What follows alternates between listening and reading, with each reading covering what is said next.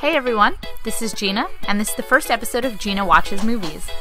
I'm a huge movie nerd, and I love talking about movies, so this should just be a fun little channel where I talk about movie news, trailers, reviews, etc. So let's get straight into it. This video will be everything we know so far about Jurassic World. In the start of the first trailer, we see that Isla Nublar has become a full-functioning theme park. And this theme park comes complete with a website that you can check out at www.jurassicworld.com. The site shows off park attractions, which include Triceratopses at the Gentle Giants Petting Zoo, T-Rexes at the T-Rex Kingdom, a safari-style tour through Gallimimus Valley, a kayak trip past herbivores on the Cretaceous Cruise, a SeaWorld-style show at the Mosasaurus Feeding Show, and a roll among the dinos in the gyrosphere. When Simon Masrani acquired InGen in 1998, they sought to continue the genetic research of the late Dr. John Hammond. In 2002, they began construction on Jurassic World, and the park was completed and opened in 2005. The park became a success, but after 10 years in business, they need to introduce some new attractions. So Jurassic World seeks to unveil the new Indominus Rex in June of 2015. The D-Rex is InGen's first genetically modified hybrid dinosaur, but making a brand new dino from scratch can be kind of expensive. Thankfully, sponsors seem to be lining up to be a part of Jurassic World. On Main Street alone, we see the Samsung Innovation Center, Jimmy Buffett's Margaritaville featuring Landshark Lager, a Ben & Jerry's, Pandora Jewelry, Oakley Sunglasses, Havaiana Sandals, an IMAX Theater, Nobu, Dave & Buster's, Yoshinoya, Jamba Juice, Baked by Melissa, Brookstone, a Hilton Hotel, and of course, Starbucks. Samsung seems to be a big supporter of genetic innovation because they've also sponsored the TVs behind Bryce Dallas Howard when she announces the newly created D-Rex, and they've also created the gear watch we see on Brian T when mysterious blood drips down on him from above. Despite the shitstorm that was Jurassic Park, somehow, because Jurassic World has been able to run for 10 years with seemingly no incidents, the staff at InGen/Masrani think that creating a new dinosaur that has the most dangerous characteristics of other dangerous dinos is a good idea. They developed the Indominus Rex, a dino touted as bigger, louder, and having more teeth. When Simon Masrani, the owner of InGen, hears about this D-Rex, he tells Bryce's character it will give children's parents nightmares. This comment makes me think that he gave Bryce's character carte blanche to create anything she wanted unchecked, or she straight up undersold the horrors she was brewing up in that lab. Masrani's concerns over the D-Rex seem to be the driving force for bringing Chris Pratt on board. He seems to have some expertise in dino behavior. As we've seen in the money shot of the first trailer, he's trained the deadly velociraptors to run with him as a pack. And in the Super Bowl ad, we see him using a clicker, which is a common tool for dog training to train the velociraptors. The 4 velociraptors Pratt trains are Blue, Charlie, Delta, and Echo, presumably making Pratt the alpha. And while we see that these raptors are still terrifying, Pratt obviously has some sort of respected relationship with them. So when we see him in the D-Rex enclosure, I assume he's been brought in to help with this new dangerous dino's bad manners. When Bryce brings him inside, the walls are obviously damaged. He investigates these scratches that are presumed to be escape scratches, but this scratches storyline could play out a couple of different ways. Either the D-Rex has escaped and will later be lured back to this same enclosure, or, more interestingly, the D-Rex has outsmarted its captors and has hidden using its upgraded genetic ability to camouflage itself in an attempt to lure them in, get the door open, and escape. Because when we do see the D-Rex, he is in that enclosure in hot pursuit of Pratt, and we see those same escape scratches right here in front of him. The Super Bowl ad also ups the danger level by including some shots of a poor red-shirted park staff member who most definitely got eaten, but also allows for Pratt to make his apparent escape. Pratt seems to be the only realist among these smart scientists because we also see him in the command center telling the staff that they need to evacuate the island.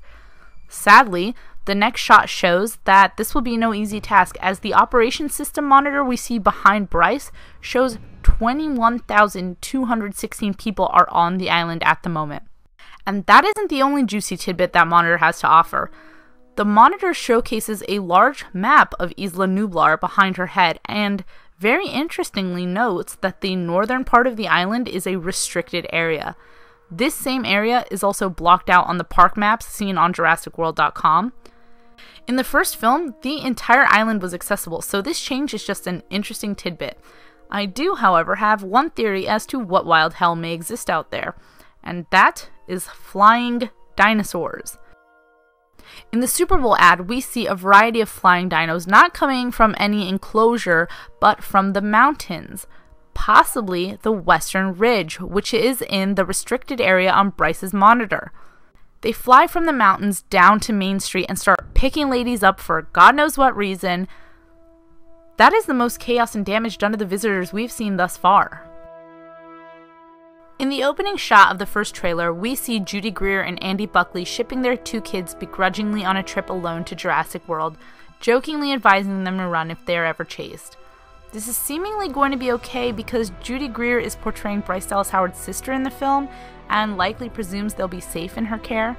And although we never see her with them in the trailers, we do see these boys later in the Super Bowl TV spot with an adult that they seem to know, but that poor woman seems like she's got her own problems. So whether intentionally or not, these kids are basically on their own.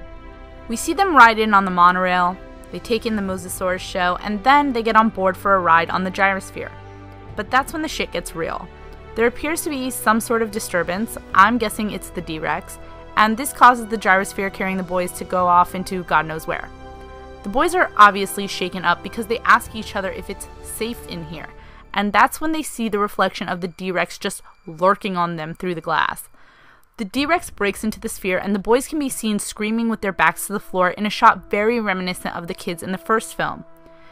Now I'm guessing, somehow, these kids survive, possibly by some sort of intervention by the Apatosaurus that we see Bryce tending to in another part of the trailer, because the kids show up some more in these trailers. We see them find a bloody and broken worker's helmet, we see them jump off the side of a waterfall, and finally we see them muddied running down Main Street during the flying dino attacks. So, you know, thanks Mom for the advice. The hunt seems to kick off when we see Bryce and Pratt arrive at the destroyed gyrosphere. I'm calling it now that this is the kids' gyrosphere, because the kids one also appeared to be number 7.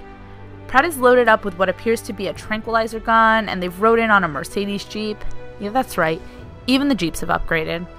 They investigate the wreck and discover a dino tooth. This is obviously a D-Rex tooth, as JurassicWorld.com has advertised that their new Indominus Rex sheds its teeth like a shark. I'm guessing this is when they discover that Apatosaurus, and we get a nice voiceover moment from Chris Pratt declaring that the D-Rex is killing for sport. Now, Pratt can't be expected to do all of this on his own, and that's where the park security comes in. First, we see Brian T's character, an ACU member in blue tactical gear, apparently finding some bits of flesh, and then realizing blood is dripping on him from above. Is it the D-Rex? Who knows, but it's kind of scary. So in the Super Bowl ad, we see the ACU has their own helicopter and flies in on a path we saw in the first original Jurassic Park. The helicopter holsters a huge machine gun, and that is aimed at a large, whitish grayish colored dino that is definitely the camouflaging D-Rex. Cuts to a shot of the jungle with another ACU agent who is shooting at the open mouth of an oncoming D-Rex and then most likely getting completely eaten. Oh. I have a sneaking suspicion this all takes part in the restricted area too because of where the helicopter flew in from and the dense jungle. This could even be what stirs up those flying dinos and sends them south to Main Street. We also see a shot of someone being dragged through seemingly that same jungle, but I'm going to make another guess that this is some sort of rescue. The body is being dragged quite low to the ground, and that implies a smaller dino is doing the pulling, like a velociraptor. And in that same moment in the trailer, we also hear a familiar purring roar.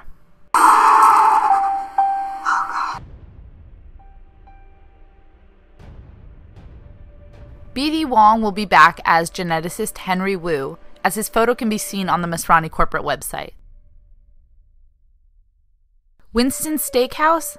the big restaurant that's going to be featured on Main Street is an homage to the late Stan Winston, who created the iconic special effects in the original Jurassic Park film. After the first trailer was released, a lot of fans complained that the special effects of the CGI opening gate of Jurassic World looked kind of crappy. But since then, the director has come out and said that in the final film, that will be a practical effect. It will not be CGI. This leads me to believe that this was quickly thrown together just for the trailer, and actually, we've seen that since trailer 1 and the Super Bowl ad, that a lot of the special effect backgrounds, especially around the Mosasaurus, have changed between the two. I think in the final version, we're not going to see that gate in that place at all. I don't think we're going to see the monorail coming into that place at all. It's going to be much different. It was just an easy little way to introduce trailer viewers to Jurassic World. So guys, what did you think? Was there anything I missed? Hope you all enjoyed my first video on my new channel, and please feel free to like and subscribe for more videos. Till next time, bye!